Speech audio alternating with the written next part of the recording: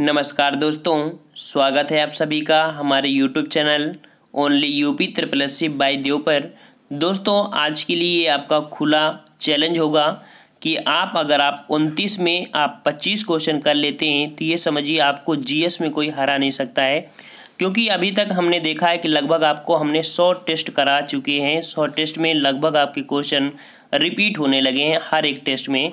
तो अब आप देखिए यहाँ पर कि आपके अंदर कितनी यहाँ पर जीएस आपकी मजबूत हो चुकी है। आपको पूरा वीडियो देखना है और आपको कमेंट करके बताना है, आपको वास्तविकता बताना कि आपने कितने क्वेश्चन यहाँ पर किए हैं, आपको कितने क्वेश्चन यहाँ पर आ रहे थे। तो चलते हैं यहाँ पर स्टार्ट करते हैं। उससे पहले बता दें, अगर आपने हमारे चैनल को सब्सक्राइब नहीं किया तो सब्सक्राइब कर लीजिए, क्योंकि यहाँ पर आपको डेली यहाँ पर आपको 20 करंट अफेयर के भी क्वेश्चन आपके लाए जाते हैं जो कि यूपी से भी संबंधित होते हैं। तो चलते हैं, यहाँ पर पूछा गया है देवबंद आंदोलन यूपी प्रांत में किस वर्ष में आरंभ हुआ था। तो देवबंद आंदोलन जो कि यूपी प्रांत अर्थात संयुक्त प्रांत जो है ये आपका स्टार्ट हुआ था 1866 ईस्वी में। ठीक है, 1866 ईस्वी में हुआ था।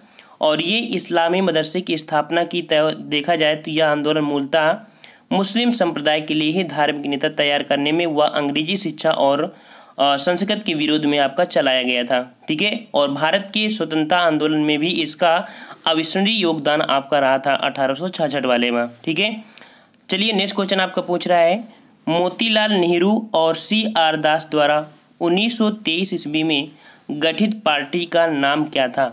तो मोतीलाल नेहरू और CR दास ने एक पार्टी की गठन किया था। उस पार्टी का नाम आपका सी है स्वराज पार्टी।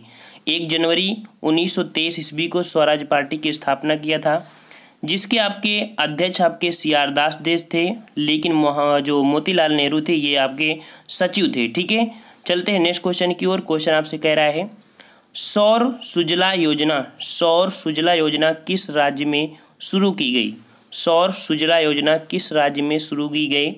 तो 33 का आपका सही जवाब हो जाएगा आपका ए नंबर, अर्थात छत्तीसगढ़ में आपकी शुरू की गई। 1 नवंबर 2016 को छत्तीसगढ़ राज्य के 16वें स्थापना दिवस के अवसर पर सौर सुजला योजना शुरुआत की गई। इस योजना का उद्देश्य किसानों को सौर ऊर्जा आधारित सिंचाई हेतु पंपों को सब्सिडी प्रदान करना था इस योजना के तहत। ओके, चलते हैं नेक्स्ट क्वेश्चन। क्वेश्चन कह रहा है हाल ही में स्पार्क योजना का वेब पोर्टल किस मंत्रालय के द्वारा जारी किया गया। तो स्पार्क योजना है क्या, इसको भी हम लोग समझेंगे। तो मानव संसाधन विकास मंत्रालय द्वारा, अर्थात सी नंबर आपका हो जाएगा मानव संसाधन विकास मंत्रालय द्वारा, जो आपकी 2018 में अर्थात कह सकते हैं कि अक्टूबर 2018 में स्पार्क योजना का वेब पोर्टल जारी किया गया। स्पार्क मतलब कह सकते हैं कि यह योजना आपकी scheme for promotion of academy and research collaboration संक्षिप्त रूप इसका होता है। ठीक है, चलो नेक्स्ट क्वेश्चन यहाँ पर चलते हैं। क्वेश्चन कह रहा है वर्ष 2011 की जनगणना से संबंधित अंतरिम आंकड़ों के अनुसार भारत के किस समुदाय में सबसे कम लिंगानुपात है।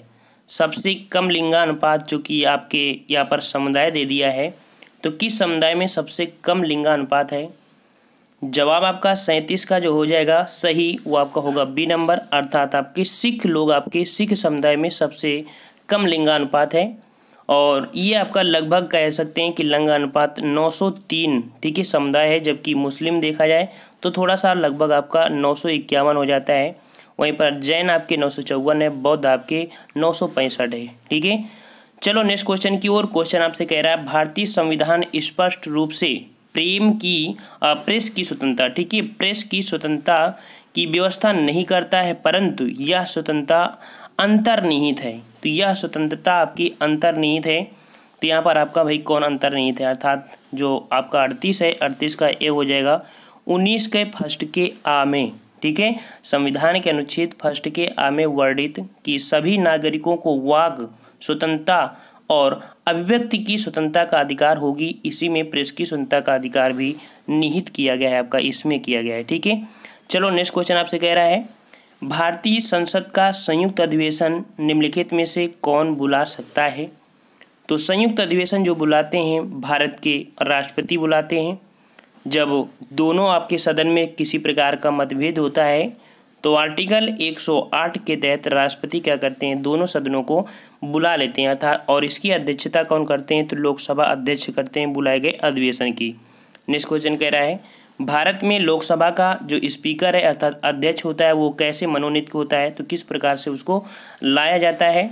तो भारत में जो लोकसभा का स्पीकर होता है अर्थात अध्यक्ष, उसे चयनित किया जाता है। कौन चयनित करता है, तो जो सदस्य होते हैं, ठीक है, आर्टिकल 93 के तहत लोकसभा अपनी पहली बैठक के पश्चात यथाशीघ्र ही अपने 2 सदस्यों और एक अध्यक्ष तथा उपाध्यक्ष को यहाँ पर चुनती है। ठीक है, जब जब अध्यक्ष और उपाध्यक्ष का पद रिक्त होता है तब तक लोकसभा किसी अन्य सदस्य को यथावत आपका अध्यक्ष व उपाध्यक्ष चुनेगी। ठीक, नेक्स्ट क्वेश्चन आपका कह रहा है निम्नलिखित में से कौन एक से अधिक बार प्रधानमंत्री नियुक्त किए गए हैं। तो देखिए यहाँ पर जो एक से अधिक बार नियुक्त किए गए हैं तब पर वो आपका हो जाएगा पंडित जवाहरलाल नेहरू, श्रीमती इंदिरा गांधी भी नियुक्त की गई हैं, गुलजारी लाल नंदा भी, और अटल बिहारी वाजपेयी। यहाँ पर ऑप्शन कोई आपका है, जी हाँ, ऑप्शन आपका डी नंबर है, उपयुक्त सभी। यहाँ पर सभी लोग चयनित किए गए हैं। ठीक है, अगला है कि भारत के योजना आयोग का सृजन किया गया। तो योजना आयोग का जो सृजन किया गया वो आपका मंत्रिमंडल की एक प्रस्ताव के द्वारा आपका योजना आयोग का सृजन किया गया। ठीक है, योजना आयोग एक परामर्शदायी एक संस्था है और स्वतंत्रता के बाद आर्थिक कार्यक्रम समिति ने 1948 में एक स्थायी योजना आयोग स्थापित करने की सिफारिश की थी। ठीक है, चलो नेक्स्ट क्वेश्चन की ओर। क्वेश्चन आपसे कह रहा है हाल ही में लॉन्च की गई इम्प्रेस योजना का पूरा नाम बताइए। इम्प्रेस योजना का पूरा नाम 43 का डी हो जाएगा आपका, जो कि जवाब दिया है इम्पैक्टफुल पॉलिसी रिसर्च इन सोशल साइंस, अर्थात डी नंबर आपका यहाँ पर सही हो जाएगा। ठीक है, और नेक्स्ट क्वेश्चन की ओर चलते हैं। क्वेश्चन आपसे कह रहा है हाल ही में ब्राज़ील में हुए राष्ट्रपति चुनाव में किसे सफलता मिली है। तो राष्ट्रपति चुनाव में सफलता किसे मिली है, काफ़ी अच्छा क्वेश्चन आपका ब्राज़ील से है, तो राष्ट्रपति के बारे में पूछ भी सकता है। तो राष्ट्रपति चुनाव में किसे सफलता मिली है, 44 का नंबर बी होगा, अर्थात जायर बोल्सोनारो। ठीक है, जायर बोल्सोनारो को, जो कि अक्टूबर 2018 में ब्राज़ील के राष्ट्रपति के पद पर चुनाव किया गया, और इस चुनाव में जो कि दक्षिणपंथी नेता जायर बोल्सोनारो विजयी रहे।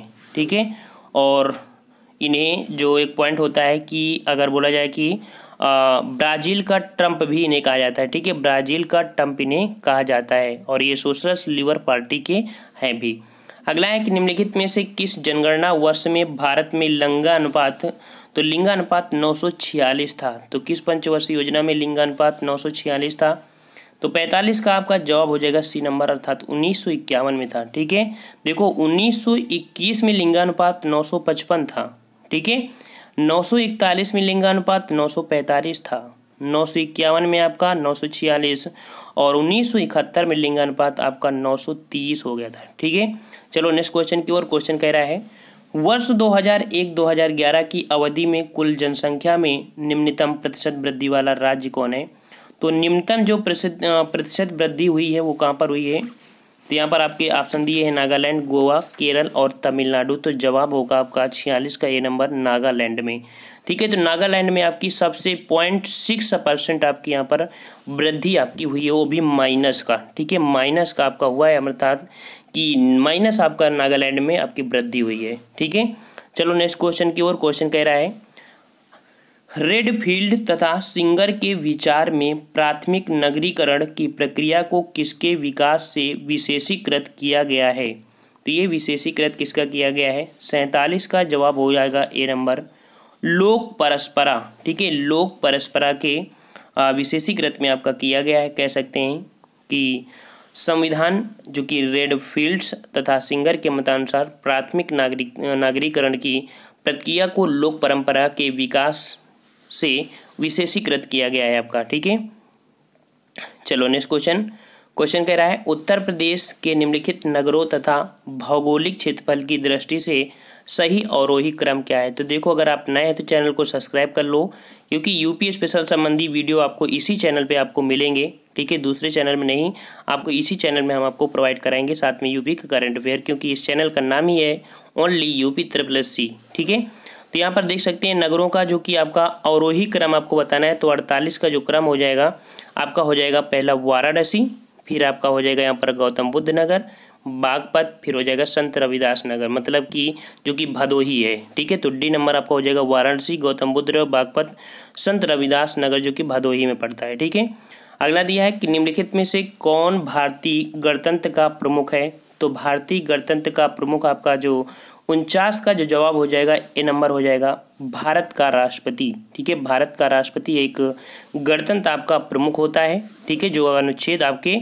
52 में कहा गया है कि भारत का एक राष्ट्रपति होगा और हमारे भारतीय संविधान की योजना में राष्ट्रपति पद आपका है। ठीक है, चलो नेक्स्ट क्वेश्चन की ओर। क्वेश्चन कह रहा है कि सूची फर्स्ट और सूची सेकंड में सुमेलित कीजिए और सूचियों के नीचे दिए गए उनके उत्तर का चयन करना है। ठीक, तो यहाँ पर देखो आपका संविधान का जो भाग आपका दिया है 15। ठीक है, भाग 15 मतलब जो पहला आपका दिया है वो आपका क्या हो जाएगा, तो निर्वाचन से संबंधित है। ठीक है, आपका ये भाग आपका किससे संबंधित है, निर्वाचन से।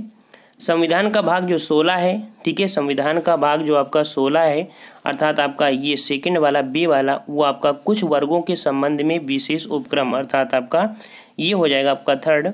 संविधान का भाग जो आपका दिख रहा होगा कौन सा, 17 नंबर, तो ये 17 आपका राजभाषा है, अर्थात ये आपका राजभाषा हो जाएगा। और संविधान का भाग 18 जो दिया है आपात उपबंध से दिया है। ठीक है, संविधान का 18 भाग है आपात उपबंध से। स्क्रीनशॉट आप इसका ले लीजिए, बहुत ही महत्वपूर्ण आपका ये क्वेश्चन है। साथ में आपको बताना है कि आपको क्वेश्चन कितने आए हैं, जरूर बताना। ठीक है, प्लीज। चलो यहाँ पर देखते हैं 51 नंबर, निम्नलिखित में से कौन एक राज्य के नीति निर्देशक सिद्धांतों का उद्देश्य नहीं है। तो नीति निर्देशक सिद्धांतों का उद्देश्य आपका नहीं है, यहाँ पर सी नंबर पे फोकस कीजिए। कह रहा है एक धार्मिक राज्य की स्थापना करना। हमने आपको इतनी बार पढ़ाया है, कभी ऐसा बोला है कि धार्मिक राज्य की स्थापना करना, ऐसा कभी नहीं बताया है। हमेशा बताया है कि एक कल्याणकारी राज्य की स्थापना करना, सामाजिक आर्थिक न्याय को सुनिश्चित करना, एक धर्मनिरपेक्ष की स्थापना करना। ठीक है, अनुच्छेद 36 से 51 तक में समाविष्ट किए गए हैं राज्य के नीति निर्देशक तत्व जो कि हमारे संविधान को अनोखी विशेषता प्रदान करते हैं। ठीक है, चलते हैं नेक्स्ट क्वेश्चन की ओर। क्वेश्चन कह रहा है पायर हीलियोमीटर का प्रयोग निम्नलिखित में से किसके मापन में करते हैं। पायर हीलियोमीटर, ठीक है, पायर हीलियोमीटर का जो प्रयोग करते हैं वो सोलर रेडिएशन को मापने में करते हैं। ठीक है, सोलर रेडिएशन के मापने में करते हैं उच्च ताप के लिए। ठीक है, अगला है कि निम्नलिखित में से कौन सा अर्धचालक है। तो अर्धचालक कौन सा हो जाएगा, तो आपका 53 का हो जाएगा डी नंबर, अर्थात जर्मेनियम। ये अर्धचालक होता क्या है, तो ऐसे पदार्थ जिनमें इलेक्ट्रॉनिक संरचना इस प्रकार की होती है कि कहीं इलेक्ट्रॉन मुक्त होता है और कहीं जो कि रिक्त अर्थात कोटर बन जाता है, अर्धचालक कहते हैं। जर्मेनियम और सिलिकॉन ऐसे प्रमुख पदार्थ हैं, इनका प्रयोग इलेक्ट्रॉनिक ट्रांजिस्टर होते हैं उनके उपकरण में भी होता है आपका जर्मेनियम का प्रयोग। अगला है कि मानव शरीर का सामान्य तापक्रम 98 डिग्री सेंटीग्रेड 98.4 फ़ारेनहाइट है। इसके बराबर डिग्री सेंटीग्रेड में तापमान क्या होगा, अर्थात इसका और इसका बराबर जो होगा वो आपका होगा क्या। तो जवाब होगा आपका बी नंबर 36.89 लगभग वही होता है आपका 37 के करीब आपका ये होता है। ठीक है, 55 क्वेश्चन की ओर चलते हैं। क्वेश्चन कह रहा है एक गिलास पानी पीने से कितनी कैलोरी मिलती है। तो देखो एक गिलास हो या आपका 10 लीटर हो या कुछ भी हो, आप कितना भी पानी पिएंगे आपकी उसमें 0 कैलोरी मिलेगी। तो 55 का जो जवाब होगा ए नंबर, अर्थात 0 कैलोरी ऊर्जा प्राप्त होती है। 56 नंबर कह रहा है टेक्स्ट और रंग योजना का पूर्व अविकल्पित प्रारूप निम्नलिखित में से कौन सा है। तो 56 का जवाब हो जाएगा ए नंबर, अर्थात टेम्पलेट। ठीक है, टेम्पलेट है और यह रंग योजना पूर्व अव्यक्त प्रारूप टेम्पलेट को पोर्टक्स फाइल के रूप में सेव करते हैं। 57 क्वेश्चन कह रहा है हाल ही में सार्क के किस देश में प्रधानमंत्री और राष्ट्रपति के बीच मतभेद हो जाने से संवैधानिक संकट उत्पन्न हो गया है। तो देखो यहाँ पर आपका सार्क संगठन है। सार्क संगठन में आपके जो सदस्य देश हैं आपके भारत के पड़ोसी देश हैं, जिनमें से आपका चीन और आपका म्यांमार नहीं शामिल है, लेकिन आपके पड़ोसी देश जो और आपका भारत कुल मिला के 8 सदस्य आपके हैं सार्क में, जिसका मुख्यालय आपका काठमांडू है। ठीक है, तो यहाँ पर देख सकते हैं कि संवैधानिक उत्पन्न जहाँ पर संकट उत्पन्न हुआ है तो किसके साथ, तो आपका डी हो जाएगा श्रीलंका के साथ। ठीक है, सार्क देश श्रीलंका में प्रधानमंत्री जो रानिल विक्रमसिंघे और राष्ट्रपति मैत्रीपाल सिरिसेना के बीच मतभेद होने से संवैधानिक संकट आपका पैदा हो गया है। श्रीलंका के हैं वो। अगला है कि हाल ही में किस देश ने समुद्र पर विश्व का सबसे बड़ा पुल बनाया है। तो देखो यहाँ पर अभी हमने करंट अफेयर जो कि डेली ला रहे हैं, वहाँ पर आपको ये करंट अफेयर हमने बताया भी है। बहुत ही महत्वपूर्ण हम करंट अफेयर लाते हैं, काफ़ी मेहनत करके लिखाते हैं और इसके बाद उन बच्चों से भी हम यहाँ पर नोट्स अपनी यहाँ पर डालते हैं आपको अपने चैनल पर, ओनली यूपी SSS पर। तो ये हमने बताया भी था, जिन लोगों ने हमारे करंट अफेयर देखा होगा तो आपको मिल गया होगा, यहाँ पर देख सकते हैं। तो यहाँ पर समुद्र पर विश्व का सबसे बड़ा पुल बनाया, 58 का बी नंबर होगा, चीन ने बनाया है और ये 55 किलोमीटर लंबा है। या हांगकांग, दुबई, मकाऊ जो उद्घाटन किया गया 2018 में चीनी राष्ट्रपति शी जिनपिंग ने किया था। ठीक है, ये 3 हमारे देशों को है, लगभग आपकी 3 घंटे के रास्ते को आपको 30 मिनट में कवर करता है। ठीक है, और ये आपके जल के नीचे से भी जाने वाला आपका एक कह सकते हैं कि सुरंग है आपका। अगला है, आकाश का नीला रंग इस कारण से होता है। तो आकाश का नीला रंग किस कारण से होता है? 59 का जवाब हो जाएगा ए नंबर, अर्थात प्रकाश का प्रकीर्णन के कारण। प्रकाश का प्रकीर्णन के कारण होता है आपका यहाँ पर जवाब सही। ठीक है, और इसके बाद आपका लास्ट क्वेश्चन हमारे इस चैनल में जो कि यूट्यूब में ये इस वीडियो में तो लिखा है बॉक्साइट अयस्क है।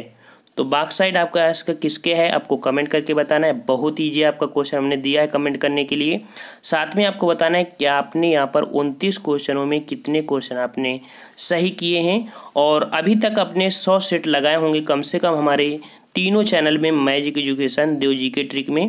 और ये आपका तीसरा चैनल है जो कि आपको स्पेशल बनाया गया है यूपी स्पेशल से संबंधित। तो आपसे रिक्वेस्ट है कि अगर आपको यूपी स्पेशल संबंधित आपको तैयारी करना है तो हमारे चैनल को सब्सक्राइब कर लीजिए। डेली यहाँ पर आपके 2 से 3 वीडियो यहाँ पर यूपी से संबंधित डाले जाते हैं। तो फ्रेंड्स, अगर आपको ये टेस्ट अच्छा लगा है तो लाइक ज़रूर करिए और हम लोग एक ऐसा ही टेस्ट लाएंगे बहुत ही जल्दी आपको। तो मिलते हैं नेक्स्ट वीडियो में, तब तक के लिए धन्यवाद। जय हिंद, जय भारत।